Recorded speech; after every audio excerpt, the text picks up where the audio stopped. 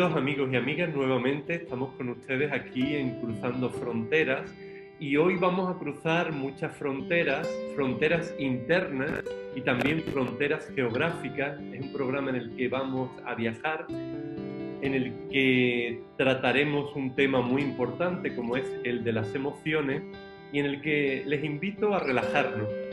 Miren, hace muy poquito me han llegado unas imágenes del Port de la Selva que estamos viendo en estos momentos, de una buena amiga de Barcelona que estaba de vacaciones por la Costa Brava.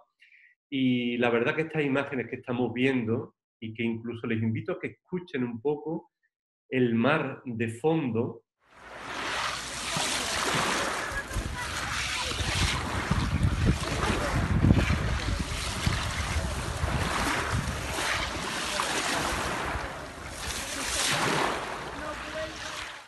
nos invitan a relajarnos. Ya ven qué maravilla. Pero nuestro invitado de hoy, que se llama Pedro Luis Picazo, también nos va a ayudar a relajarnos. Vamos a entrar con él en la geografía especial de las emociones. Vamos a conocer su pueblo natal, un pueblo precioso de La Mancha, y también donde vive y trabaja en la actualidad en Canarias. Pedro Luis es coach educativo y emocional, imparte talleres de inteligencia emocional. Él se define como un educador por vocación y es autor de 3 libros, de los que hablaremos también porque son muy sugerentes y nos pueden ayudar mucho en torno a las emociones creativas.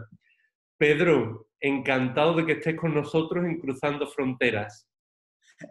El placer es mío. La verdad es que estoy muy feliz de poder estar acompañándote en este ratito y aportar mi granito de arena a todo el mundo que vea este vídeo, ¿no? Pues ciertamente yo creo que vas a aportar mucho y una de las primeras cuestiones que me gustaría formularte es ¿qué son las emociones?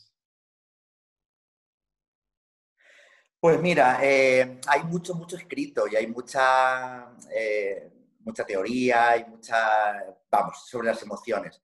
Realmente las emociones, científicamente hablado, son impulsos eléctricos que tenemos en el cerebro, ¿no? A través de las neuronas, es la amígdala y la que tiene el poder, pero esa parte biológica como que no es realmente la esencia, ¿no? Las emociones realmente son como esos avisadores que tenemos que nos dicen en momentos determinados de nuestro día a día que la cosa pues es diferente a lo que estamos en ese momento viviendo.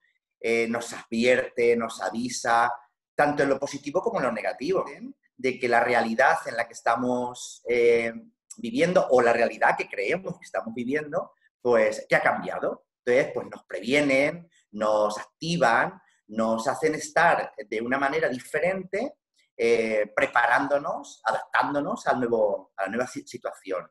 Las emociones son como un semáforo que nos van avisando de cómo estamos funcionando en la realidad, es decir, si es un momento de peligro o de tener que estar preparados ante algo, ¿no? Sería el rojo. El amarillo es eso de que no sé exactamente lo que está pasando, pero voy a estar alerta, ¿no? Y el verde es, bueno, pues la cosa va fenomenal, voy a estar bien y vamos para adelante a disfrutar del momento, ¿no? Uh-huh. Pues Pedro, vamos a seguir hablando de las emociones en un momentito, pero para que nuestros amigos te conozcan un poco más, estamos viendo ahora en estos momentos unas imágenes de tu pueblo natal, de Tarazona de la Mancha. Cuéntanos un poco esta plaza de Tarazona de la Mancha, pues el significado que tiene, la importancia que tiene, y háblanos también un poco de la parroquia de San Bartolomé Apóstol de Tarazona. Ajá. La gente que me conoce y que me sigue en las redes sociales, yo soy muy promiscuo en las redes sociales, sabe que yo tengo un hashtag que es placeando, porque yo soy muy de plaza, ¿no?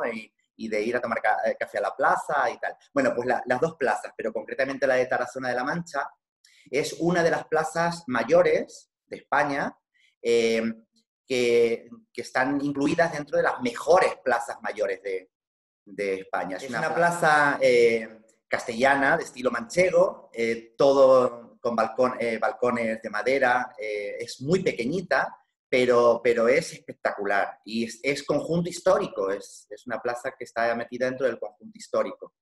Pedro, vamos a escuchar un segundo las campanas de la Torre de San Bartolomé ahí en la plaza, que creo que es una actividad muy relajante. Un segundo de campanas.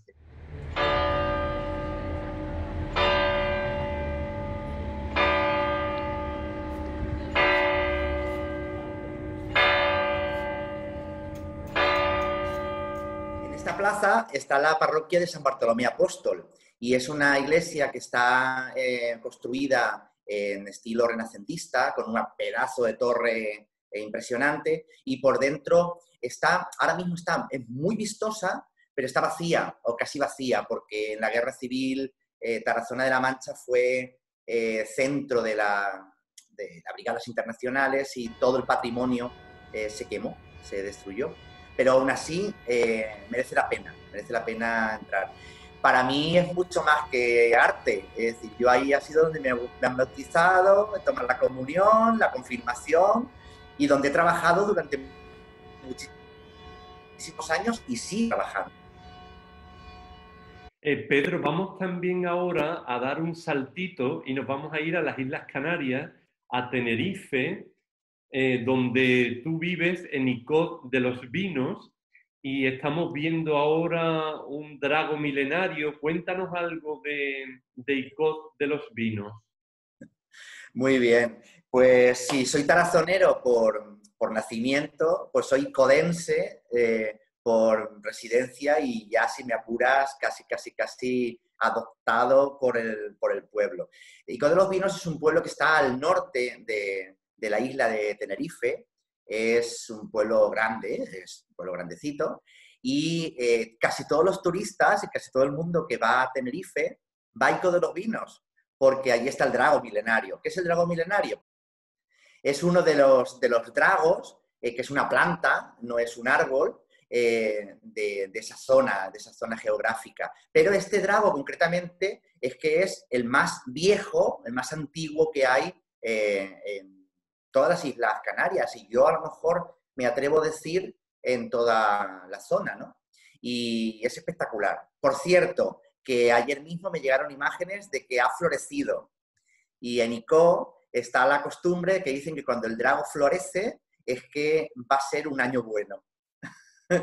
Mira, ojalá, ojalá. Mira, Pedro, estamos viendo ahora también estas imágenes de la parroquia de San Marcos Evangelista, allí en Icod de los Vinos. Cuéntanos algo de esta preciosa parroquia. Si la parroquia de Taraz de la Mancha me tiene enamorado porque es mi parroquia, la de San Marcos en Icod, pues igual, es decir, es que es donde estoy ahora mismo teniendo toda mi vida de fe cristiana, ¿no? Toda la práctica. Es una parroquia también muy antigua, tiene más de 500 años, y eso en Canarias, decir que una parroquia tiene más de 500 años, pues es ya decir mucho, ¿no? Y un patrimonio increíble. En el vídeo no se ve, pero en Icod está la cruz de plata hecha en filigrana más grande del mundo. Entonces, nada más que por eso ya merece la pena también visitarla. Pero bueno, sí es espectacular, y si la están viendo verán que es magnífica, ¿no? Y a mí, claro, yo verla me produce, hablando de emociones, pues unas emociones tremendas, ¿no? Pedro, tú también eres profesor de religión en el Instituto de Educación Secundaria Daute Los Silos. Ser profesor de religión hoy día es una labor ciertamente desafiante. ¿Y cómo justificarías tú las clases de religión?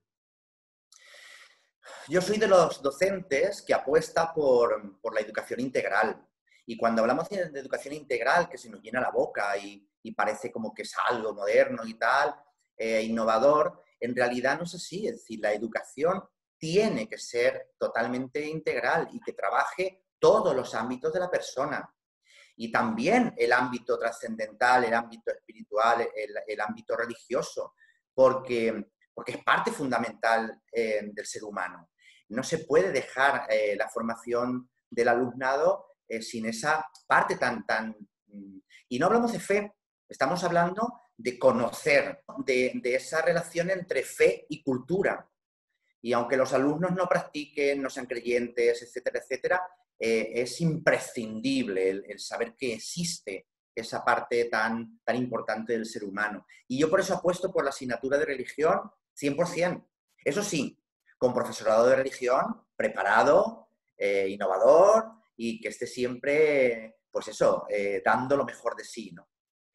Hablando de la clase de religión, claro, el gran protagonista de la clase de religión es Jesús de Nazaret. Tú en las redes he visto alguna vez que decías que Jesús es el mayor influencer de la historia. Eso no es mío, en realidad es del Música 33. Saben que en Madrid han estado durante un par de años haciendo un musical sobre Jesús de Nazaret, sobre los últimos años de su vida. Y en el musical el titular era eso, Jesús el mayor influencer de la historia. Y yo creo que lo he copiado porque mis alumnos realmente, adolescentes, estamos hablando de 12 a 18, 19 años, pues eso del influencer pues les engancha, ¿no? Y claro, cuando yo explico que Jesús es el mayor influencer de la historia, en realidad lo que yo estoy transmitiendo es que no hay nadie en la historia que haya hecho tanto bien para la transformación de la persona y de todo su entorno. Entonces, que es un influencer a fin de cuentas, ¿no? Es decir, personas que influyen en los demás para cambiarlos. En este caso, para cambiarlos y convertirlos en transformadores del mundo, ¿no? Constructores del reino de Dios. La verdad que Jesús es una fuente de emociones.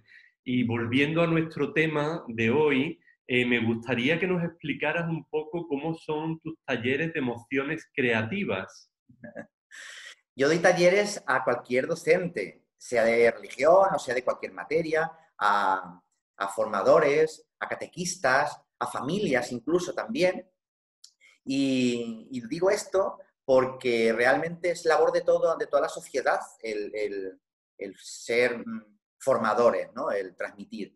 Y mis talleres son muy prácticos, bueno, son totalmente prácticos. Lo que hago en mis talleres es aportar a las personas que asisten unos recursos, unas habilidades para que los integren en su forma de ser y a su vez luego, cuando lo tengan totalmente integrado, pues lo puedan transmitir y comunicar a otros. Las emociones, como tantas cosas en la vida, uno las tiene claras y las tiene integradas, asumidas y vividas, o es muy difícil transmitírsela a otros. Porque realmente no es algo teórico, es algo vivencial, es algo esencial. Entonces, yo puedo estar hablando de emociones y no transmitirte absolutamente nada. Sería pura teoría. Y sin embargo, sin hablarte de emociones, yo te puedo emocionar. Por ahí va, ¿no? Es un poquito el ser emocionante desde la vida, desde la realidad, no desde la teoría. Y esos son mis talleres. Son muy, muy prácticos, porque no creo de otra manera el poder enseñar inteligencia emocional, educación emocional, emociones.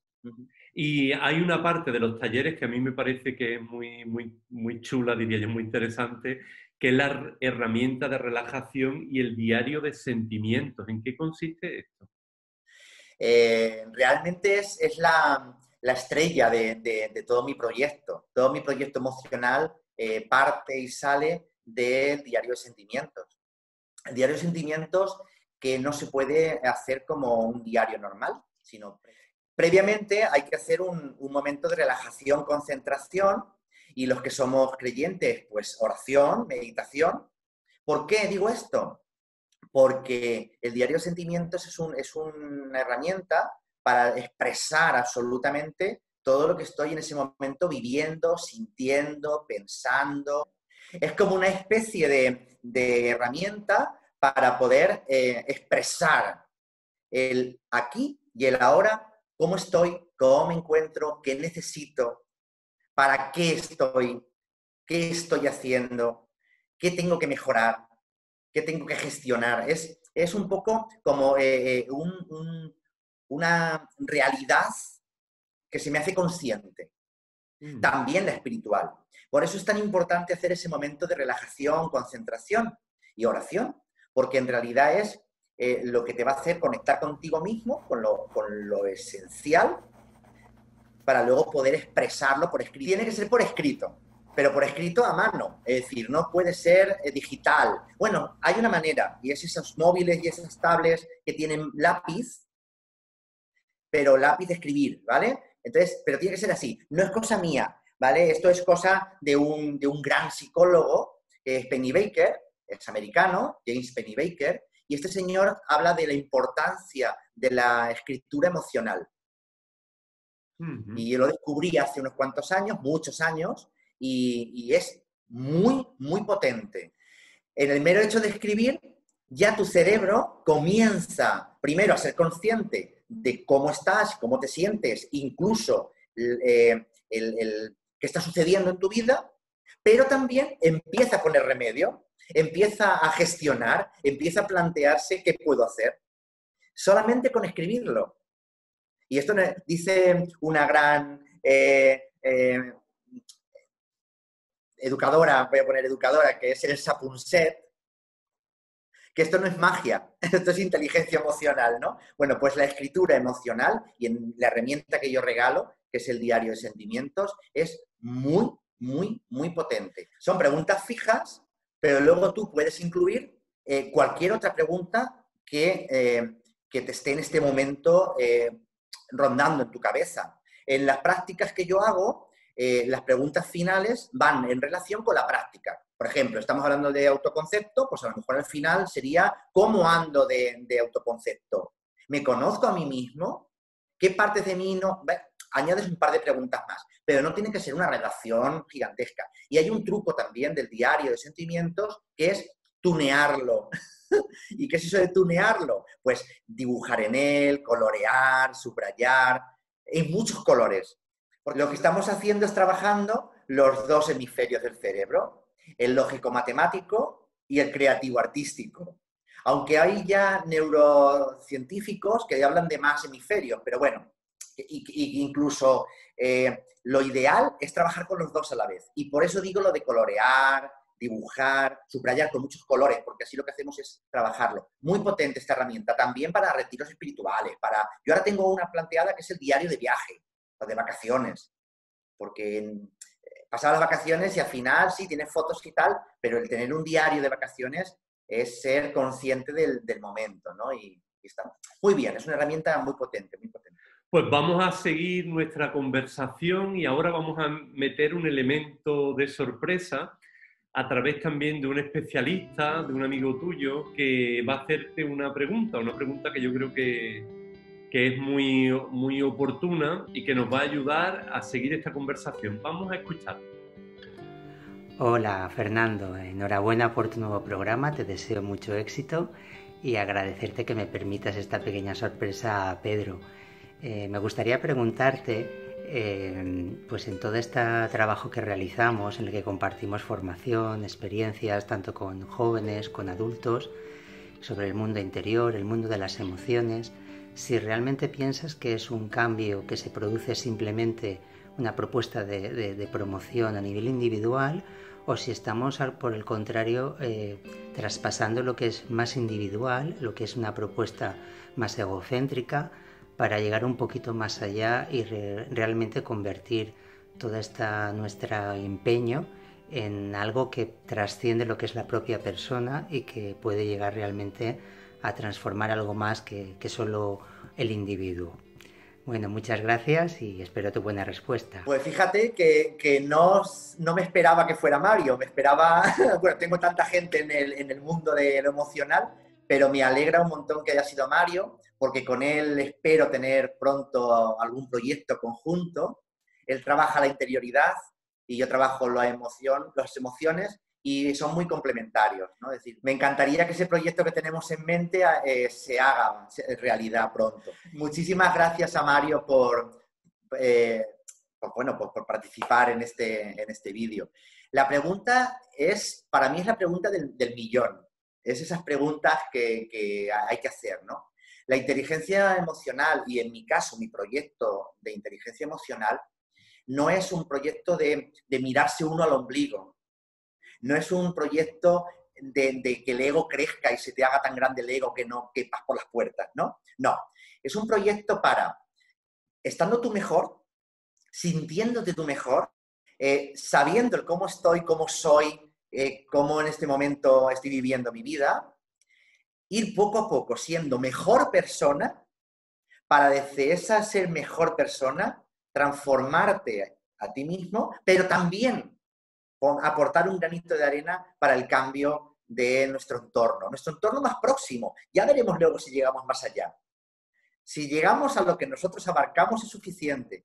La inteligencia emocional tiene que ser un instrumento que nos haga mejores personas, más felices, por supuesto, pero mejores personas, y con eso contagiemos a los que tenemos a nuestro alrededor para hacer y construir un mundo mucho mejor. Por eso, Mario, esta pregunta es ideal. Muchísimas gracias a Mario, porque la verdad es que es una de las cosas que suelo decir siempre en mis talleres. La inteligencia emocional solo sirve si se pone en práctica para mejorar también el mundo que tenemos. Sería la parte trascendental, ¿no?, de esa inteligencia emocional. Y en esa parte trascendental, yo creo que de alguna manera, tanto Mario como tú nos estáis diciendo que la inteligencia emocional es una puerta hacia otra inteligencia muy importante, que es la inteligencia espiritual, ¿verdad? Efectivamente, yo lo tengo muy claro. No, a ver, no es la única puerta. Hay muchas más, ¿no? Es cierto que he descubierto a lo largo de estos años que cuando uno emocionalmente tiene ese equilibrio, cuando uno realmente está bien, y estar bien no significa tener que toda la vida le vaya bien. No, no, no. Estar bien me refiero a que incluso con lo que no nos va bien, yo esté en mi eje, ¿no? Esté en mi centro. Pues he descubierto que es mucho más fácil llegar a Dios. Es mucho más fácil llegar a lo trascendental. Es mucho más fácil dar ese salto a lo espiritual. Porque cuando uno, desde una mala gestión emocional, va a lo espiritual, va con exigencias, va, hasta si me apuras, hasta con rabia. El tener incluso rabia es bueno, ¿no? Esa inteligencia emocional lo que hace es vivir de manera muy serena, muy tranquila y muy real la experiencia espiritual. Por eso yo tengo un proyecto que se llama de la inteligencia emocional a la experiencia espiritual. Es decir, partes desde la parte emocional para poder tener una real experiencia espiritual. Por eso todas mis prácticas terminan con un momento o reflexión sobre la inteligencia espiritual, porque me veía como un poquito cojito, ¿no? Decía, la inteligencia emocional no garantiza la felicidad. La que garantiza la felicidad es la inteligencia espiritual. Muy interesante escuchar todo eso. Yo también tenía muchas ganas de reunirme contigo porque yo hace un par de años escribí también un libro que se llama Disfrutar la misa con los santos, y el libro va contando las diferentes partes de la misa en relación a un santo y a una emoción. Porque creo, el otro día también lo decíamos nosotros en una conversación preparando la entrevista, que a veces decimos que la misa es una fiesta, pero luego para los niños se dan cuenta que no es tal fiesta, ¿verdad? Yo en este libro, pues por ejemplo, había una parte que, una de las emociones, el orgullo, ponía algún ejemplo, además de con los santos, pues con fósforos cuando la vida nos huele a chamusquina, ¿no? O la aceptación con una serie de infusiones, de ejercicios, o la calma con burbujas de plástico. Y entonces ahí se iba haciendo como una relación entre la misa, los santos, las emociones. Algunos sacerdotes lo han hecho en misa o en catequesis y ha dado muchos resultados. Entonces yo creo también que tenemos que trabajar un poco para que la misa, como tú me decías, que te comentaba tu sobrina, sea una fiesta, ¿verdad? Van a tomar la comunión y entonces la catequista les invitó, es que van a tomar la comunión los dos, mi sobrina y mi sobrino. La catequista les invitó a ir a ver la comunión y a gozarse la comunión de otros compañeros para que también ellos pues vieran cómo va a ser la ceremonia de la suya, ¿no? Entonces le pregunté a mi sobrina, ¿y qué tal ha estado la misa? Y me dice, mal, Y digo, ¿por qué? Dice, porque la canción de entrada era la misa es una fiesta muy alegre, dice, y eso es mentira. La misa es un aburrimiento. Y es cierto, pero ya no solamente para los niños, también muchas veces para nosotros los adultos. Es decir, hemos perdido la emoción también de lo litúrgico, Hay que meter de alguna manera la parte emocional también, ¿no? También en la manera en la que los sacerdotes están celebrando. Es decir, si un sacerdote no expresa ningún tipo de emoción, es neutro, pues lo que transmite realmente es ese aburrimiento y esa neutralidad. No quiero decir que haga aspavientos y que baile en la misa. Oye, si baila es genial, pero quiero decir que de alguna manera tendría que lo litúrgico darle un poquito de vida, ¿no? a esa parte emocional. No lo sé cómo, no soy de liturgia, pero tiene que haber alguna manera, Efectivamente. Habrán visto también a lo largo del programa el Twitter de Pedro, y también él está muy activo en las redes sociales, en Instagram también. Y a mí una de las cosas que me hace mucha gracia de Pedro es que él aparece en muchas fotos con sus libros de emociones, de los que ahora muy brevemente, porque ya estamos terminando casi el programa, él nos va a hablar un poco, porque son unos libros que tú has hecho además de con mucha emoción, con muchísimo cariño. El primero es Emociones Creativas, el segundo Más Emociones Creativas y el tercero Cuando las emociones se hacen creativas. Dinos una palabrita de cada uno de estos libros que la verdad son muy, muy útiles. No te digo una palabrita de cada uno, te lo digo en general. En realidad los 3 libros son un solo proyecto. Es el proyecto Emociones Creativas. Entonces, cuando la editorial me dice Emociones Creativas 2, Emociones Creativas 3, yo me negaba. Yo me negué porque era tan poco emocional. Entonces, como los libros han nacido y han surgido y han crecido en las clases mías de religión en el instituto, le pedía, y mis alumnos lo han practicado, todo lo que en los libros está practicado por mis alumnos, por mi alumnado de muchos años, les planteé a mis alumnos que me dieran nombres. El primero estaba claro, pero el resto son nombres que han aportado los propios alumnos. Y por eso son nombres de esa manera, ¿no? Es decir, porque claro, menos mal que he hecho 3, si llego a hacer 4, no me quiero ni imaginar, porque emociones creativas, más emociones creativas, ¿cuándo las emociones? Digo, chicos, ya no, esto es repetir, pero bueno, está bien. El proyecto, en realidad es un proyecto de prácticas y actividades, todo prácticas y actividades. No hay apenas teoría o muy poquita teoría, porque en realidad es con lenguaje y con tal, de aula. Es decir, son libros que han nacido de mi propia experiencia personal, que he llevado, después de haberlo vivido yo perfectamente, al aula, y de ahí se han convertido en manuales. Pedro, para ir terminando ya, ¿nos harías una recomendación para nuestra vida cotidiana? Porque tú hablas de que las emociones, bueno, tú y en general los especialistas y cualquier persona que piense este asunto, que hemos de vivir las emociones en el ámbito educativo, también en el ámbito familiar, en nuestro entorno cotidiano. ¿Cómo hacernos un mayor eco de las propias emociones en la vida diaria? No es fácil dar una sola recomendación porque esto es un campo tan grande, pero sí por lo menos el comienzo. Es decir, ¿por dónde comenzar? Si alguien quiere comenzar a trabajar la inteligencia emocional en su vida, el primer escalón que tiene que subir es el autoconocimiento. Es decir, el conocerse. Y el conocerse totalmente como persona y también emocional. Yo siempre trabajo como 3 ámbitos. Son 4, ¿no? 3 ámbitos. Que es la parte corporal, es decir, reconocerme corporalmente es imprescindible. La parte mental, que sería qué pensamientos recurrentes, qué es lo que pienso normalmente, si pienso en positivo, en negativo, si soy pesimista, optimista, etcétera, etcétera. La parte emocional es imprescindible reconocer las emociones, es decir, qué es lo que siento y qué me provocan esas emociones en mi vida, qué consecuencias hay, qué acciones hago. Y la cuarta, imprescindible, la trascendencia. Saber para qué estoy en este mundo. Esa es la fundamental. mi misión, esa va a ser la base donde me voy a apoyar en los otros ámbitos. Es imprescindible. Por eso, mi recomendación es comenzar por el autoconocimiento, es decir, saber quién soy, mi identidad. Ahí está el fundamento, ahí empieza todo. Y no lo digo yo, lo dice Goleman y miles de escritores de inteligencia emocional. El autoconcepto, todo lo que tenga que ver con el autoconocimiento, la autoestima, todo eso es fundamental para empezar. Por ahí, yo empezaría por ahí. Pues Pedro, ha sido la verdad que emocionante hablar contigo.